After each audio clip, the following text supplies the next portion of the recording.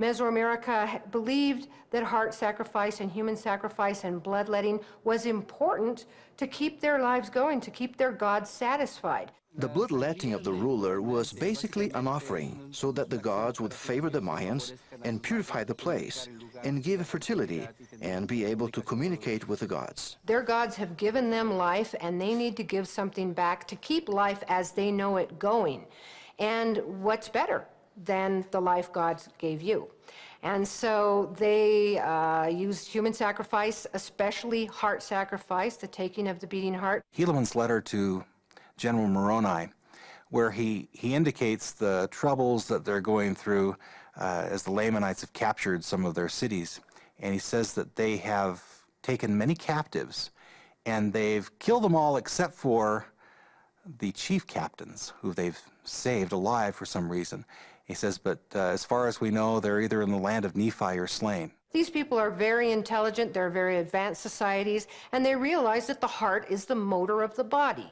And so they're interested in removing the heart and offering it up while it's still beating to the gods as the supreme offering. In terms of Mesoamerica, this is very interesting because it was the chief captains that you really wanted to capture, because those were the high prestige ones. So you need people who have some type of virtue. It may be chastity, it may be the purity and innocence of young children, it may be the strength of warriors. The chief captains were the ones you wanted to sacrifice.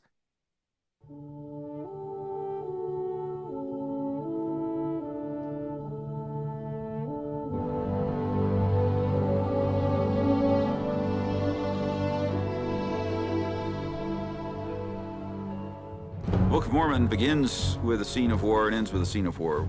The first is the destruction of the city of Jerusalem by the Babylonians, and then at the end, the destruction of the Nephites by the Lamanites. So the entire narrative is framed by warfare. In the field of archaeology, there was a uniform assurance by all the archaeologists that there was no war in Mesoamerica. There was war. Once we get much better documentation, we see that the whole society is structured and organized and focused on military activities. It was a highly militarized society. It's an integral part of their religion, of their political structure, of their economies. Plunder from war plays a vital economic role for their societies. And every year, it seems, we get more and more information about the importance of war, about how general war was, which, of course, is what the Book of Mormon says.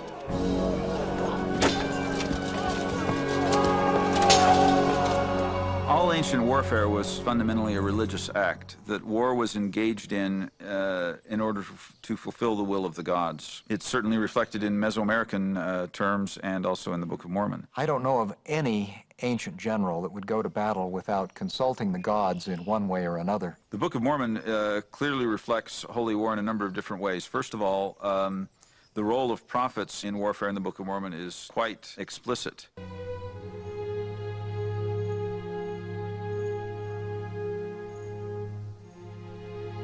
When Nephi arrives in the New World, one of the things he does is to build a temple.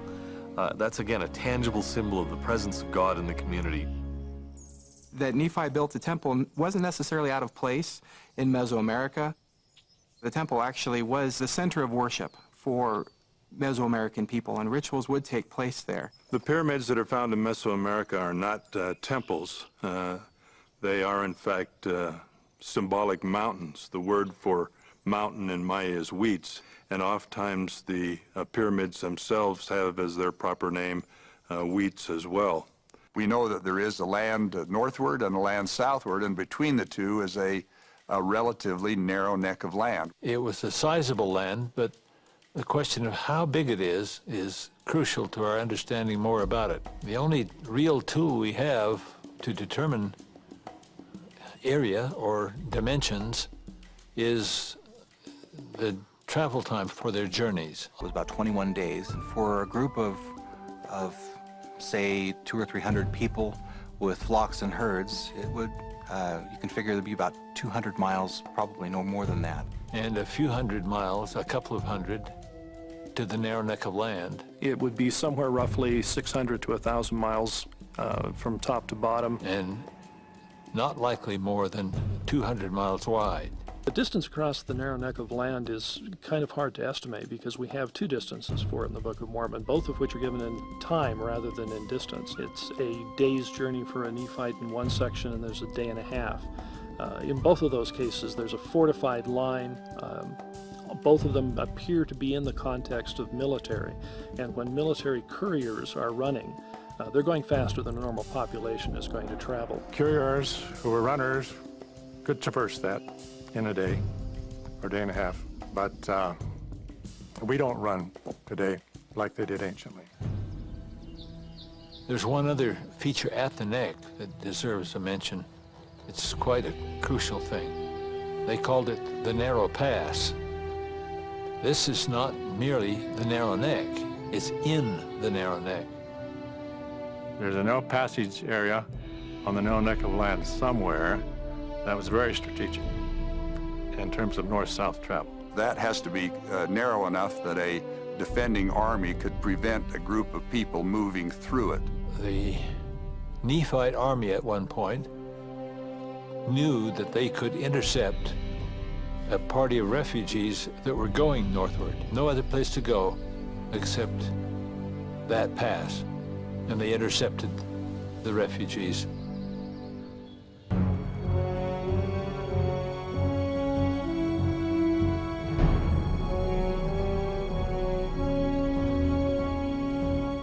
The site of Aguateca is one which has an escarpment to the east and a deep natural chasm to the west, which forms a very natural defensive barrier, and from which defenders could hurl rocks and spears and other weapons against anyone who attempted to attack it.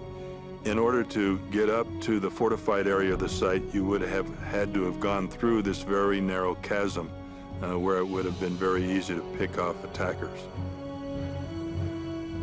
Other Maya cities such as El Mirador, Tikal, Tintal, and Becan all have fortifications in the form of ditches, moats, palisades, so that we know that fortified sites were not unusual in Mesoamerica in a manner similar to those described in the Book of Mormon.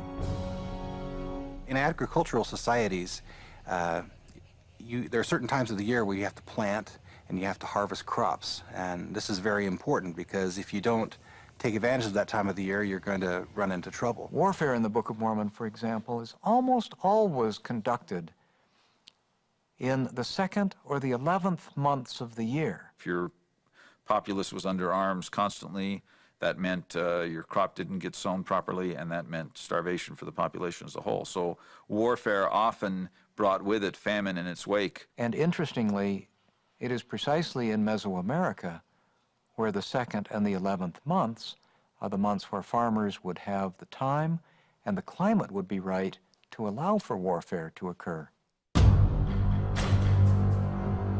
The Mesoamericans were quite clever in developing a wide array of different types of weapons. Obsidian is a volcanic glass that has extremely sharp edges and sometimes is as sharp as a scalpel. From the artistic and archaeological evidence of the New World, we can tell that the swords were probably what are known as the macuidl among the Aztecs.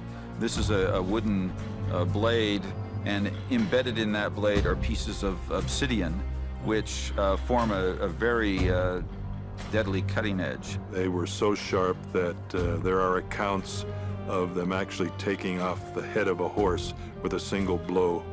So these were very effective and deadly weapons, and were used probably because as the Nephites lost access to certain metal resources, they were unable to transmit and replicate their metal technologies. We don't know exactly what kind of sword Ammon had, but the kind of sword that the Mesoamericans used certainly would have been sufficient to cut off the arms of the attackers, and those arms were subsequently taken and presented to King Lamoni. In warfare, the wood would have readily become stained with blood. Blood was a sacred substance among the peoples of Mesoamerica and held in great reverence, so that the warriors probably would have been very proud of their blood-stained swords.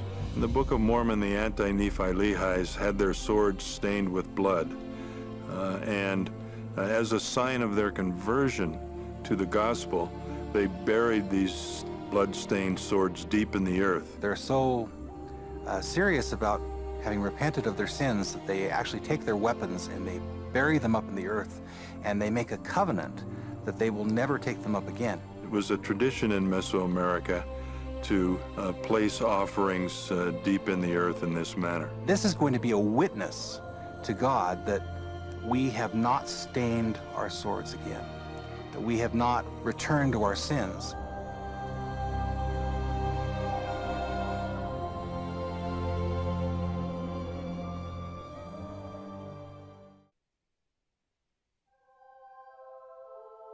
And then after some time, he appears. And he appears to this people now who are prepared in a way that we can only imagine. They are the ones who have chosen Christ, who have survived these cataclysmic events because of their own righteousness. From the time that Lehi and his family leave Jerusalem, the message is that Jesus is the Christ. He's the Savior of the world. That's the culmination of the message of the Book of Mormon. The Savior heals these people in three ways. The first healing has to do with bridging the chasm, which had grown up over centuries of one side of the family and the other, which had essentially resulted in two nations which remained at conflict with one another. The Savior talks to the people about unity, the unity that exists among the Godhead. The Father, the Son, and the Holy Ghost are one. He heals people of their feeling of being displaced. The Savior makes very clear that he had given them this land as their inheritance. They are of one heart, of one mind. They become, as the Father and the Son, unified among themselves. The third healing that takes place is the healing of their sins. The Savior comes to deliver them from their worst selves. It's astonishing that for several generations it's recorded that they lived in peace. They held things in common. There were no strifes among them. This is just not the normal human condition. So obviously this event was supernally powerful, so much so that even in the retelling by those who'd heard it retold by their parents, it still was powerful enough to transform their behavior. If we follow the promptings of the Holy Ghost, we don't need a lot of rules and regulations. And when you have those two elements in your society, that you love God and you love your neighbor as yourself, you really don't need very many other laws. The key to it was that they had all things in common, that they cared as much about everyone else as they cared about themselves. Greed would have been unheard of. There were no envyings, no strife, no contention. They owned everything in common. They were consecrated. They were covenanted, and they were consecrated. They worked hard. It wasn't a life of ease. They rebuilt their cities. They were busy. Happiness surely, true happiness surely means that you're building and working together and are busy.